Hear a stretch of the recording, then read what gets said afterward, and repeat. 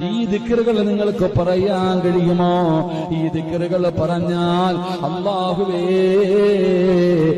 70 തരം പ്രയാസങ്ങൾ ഒറ്റ ദിവസം, ഒരു ദിവസത്തിൽ തന്നെ നിനക്ക് വരാനിരിക്കുന്ന 70 പ്രയാസങ്ങൾ അല്ലാഹു തട്ടിമാറ്റുകയാണ്.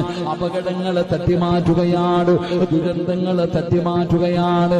നിന്റെ ജീവിതത്തിൽ കടന്നു വരാനിരിക്കുന്ന 70 പ്രയാസങ്ങള് ഒരു ദിക്ർ 3 പ്രാവശ്യം പറഞ്ഞാൽ അല്ലാഹു തട്ടിമാറ്റുമെന്ന് നബി മുഹമ്മദ് മുസ്തഫ.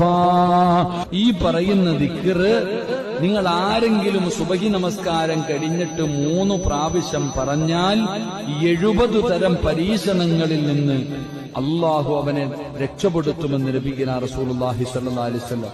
അതിലെ ഏറ്റവും ചെറുത് ടെൻഷനാണ്. ഏറ്റവും ചെറുത് ടെൻഷനാ.